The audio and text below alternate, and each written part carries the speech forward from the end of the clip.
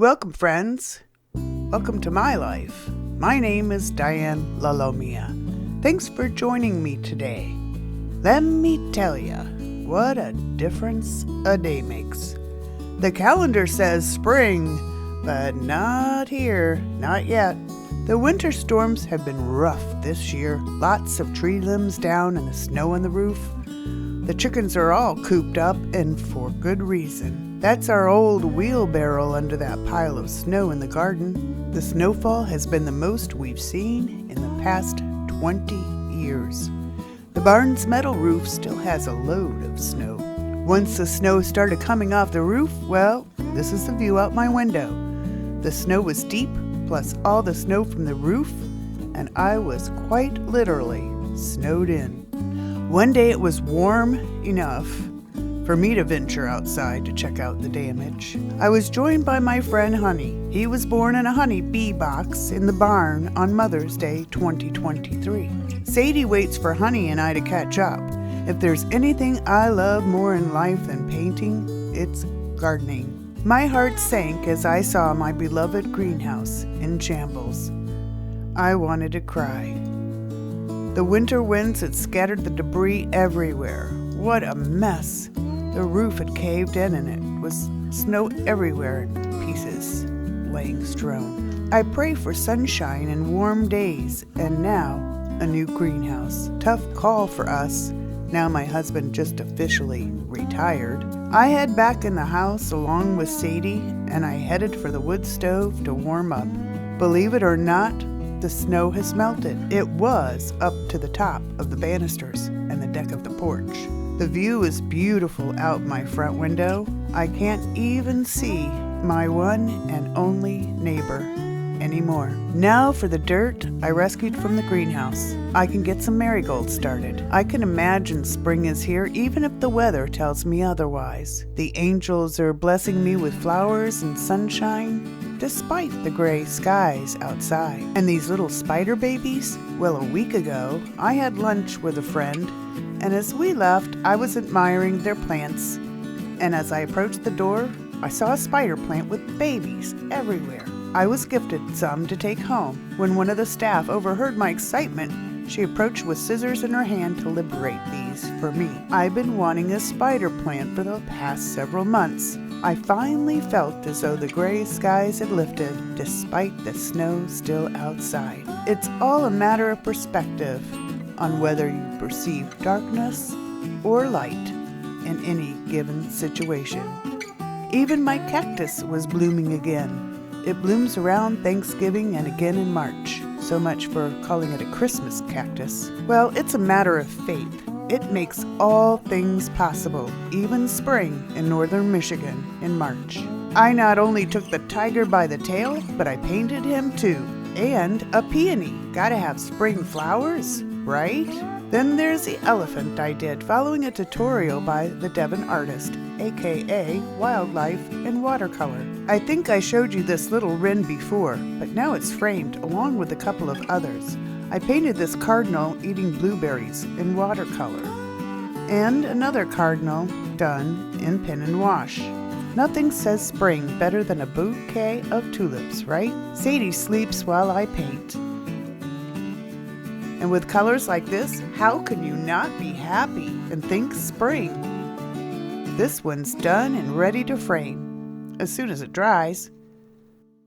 Well, now for a challenge. My husband has wanted me to paint him an eagle, so I got out my tool and got started. First, masking fluid is applied around the eagle's outline to keep the outside from getting in when painting the background. I have to leave the masking fluid on to dry overnight before I can start painting, and the leftover latex is allowed to dry in the cup before removing it. Once dried, it peels right out of the cup and can be disposed of. The background wash is applied and allowed to dry overnight. But first, a few well-placed water droplets give the appearance of bombs bursting in air for the eagle's background. The eye is always the first thing I paint on an animal.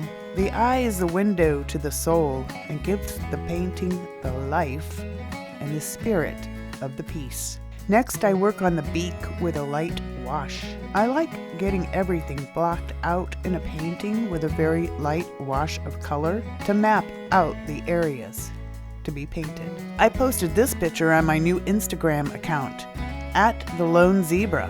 Check it out. Molly is sleeping on the job. She's my social media diva. Well, she's a diva. I'm not so sure she's all that social.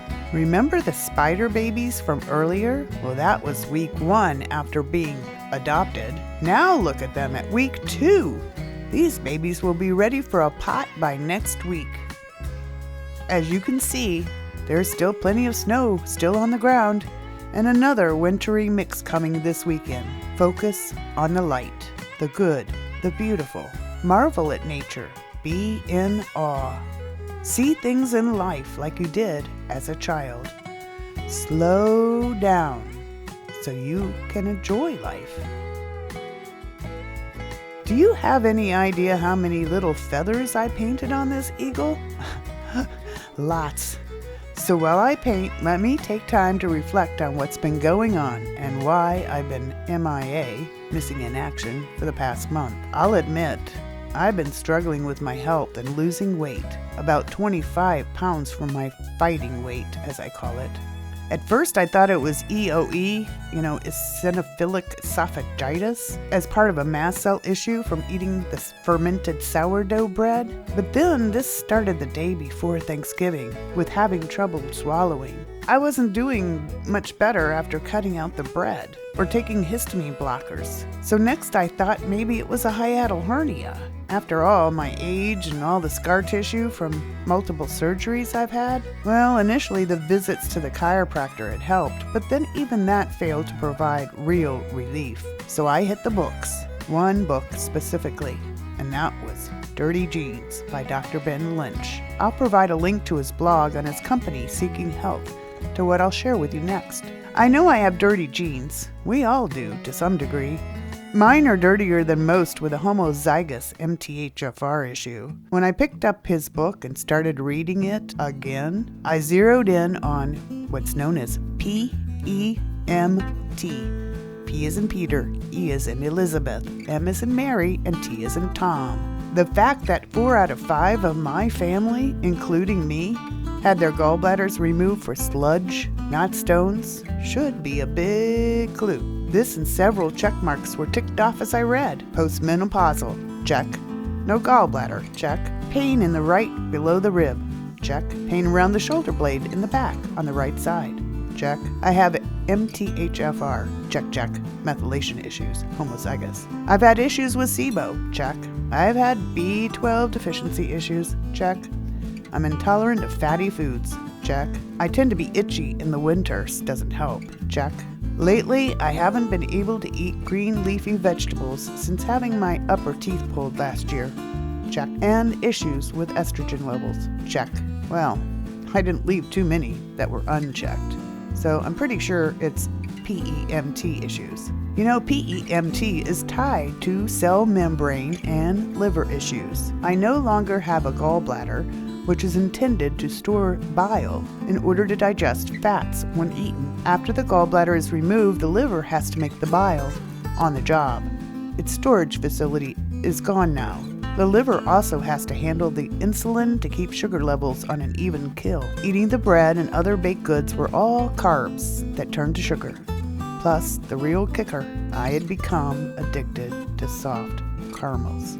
I had picked up some last fall to make a caramel and apple pie. I ate a couple of the caramels and I was hooked. I'm not kidding. There is something in those candies that are like crack. My husband ate a few and the next thing you know, we were junkies, going from one store to another to get enough for our fix. It was an actual addiction. Have to go cold turkey. So when I read the book about the high fructose corn syrup and everything and how it's causing a lot of fatty liver disease and PEMT, the light bulb went off. The caramels were the proverbial straw that had broken the camel's back, so to speak.